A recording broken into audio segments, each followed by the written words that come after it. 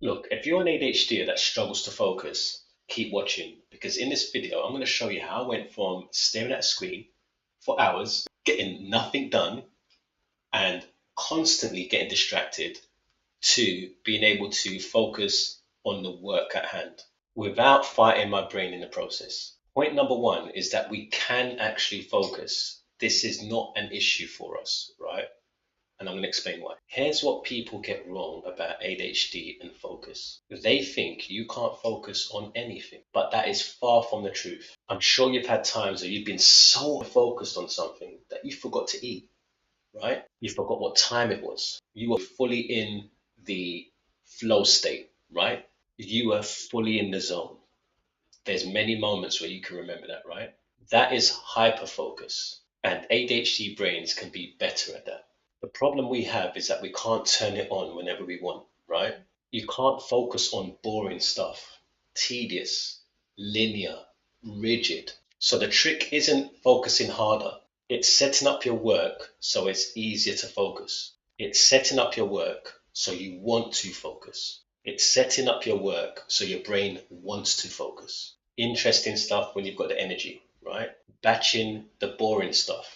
Look, stop beating up yourself when your brain is saying no. Point number two is focusing on one thing at a time, not five, one thing at a time. Most ADHDers try to do too many things at once, all these open tabs all at once. And what you're doing is you're switching tasks. Task switching is one of the worst things you can do as an ADHDer. And what you're actually trying to do is you're trying to make progress on all of the things, but you're not going to make any progress that way. Pick one task and follow through just on that task. Close everything else out. Only that task. Another way to put this is multitasking. So multitasking, task switching, whatever you want to call it, is killing your focus. And point number three is removing these distractions. Remove distractions before you start because willpower is not going to save you in various moments in your journey. Sitting down with your phone right next to you, knowing that there's so much temptation there in that phone is not going to help you. If you've got a task that you need to do, your phone doesn't need to be there. You don't need to check a notification while you're doing that task. You need to focus on that task, get it done. Then you can remove yourself from where you are to then do whatever you want after that, right? But just get this thing done and only focus on that thing. ADHD brains grab stimulation immediately, like it's automatic because they know they need stimulation and they've got references of what gave them stimulation before, which was that you've done a doom scroll this morning. So, if you just keep doing that, you're going to be stimulated, right? That's a reference point. So it's obviously something that you're used to doing to be stimulated. That's why it's really important to just have some sort of rules or some sort of way of cutting things out like that and having it as an instant gratification tool or a thing that you could just go to all the time as advice because you're training your mind to say, I want to be stimulated. This is what I normally do to be stimulated. Put your phone in another room, turn off notifications, set a timer, and just get the work done that you're supposed to do. Close all these tabs. They don't need to be there. You just need to focus on the one thing that you're doing, get that out of the way, reward yourself after, maybe go and get yourself a coffee or get yourself a treat after, maybe, right? But have it be that you're just focusing on that thing and only that thing. Make doing something that is, make distractions a lot of effort to be able to do and make it easy for you to focus and that it's easier for you to do the thing that you're supposed to do. Obviously, if you've got no phone in your room, it makes it harder for you to want to grab and use it as a friction for your focus session.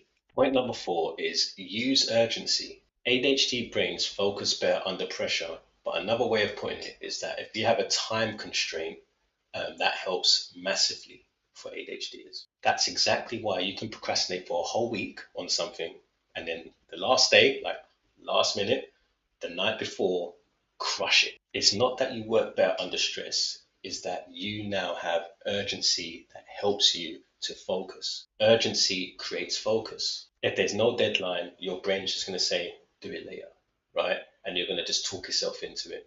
And of course, what happens is that when the urgency comes up, you start working on it because there's that time constraint, right? It's the time constraint that is the thing that's helping you to focus. So create artificial deadlines. Tell someone, I'll send it to you by 3 p.m. Like, I'll send it to you at this specific time.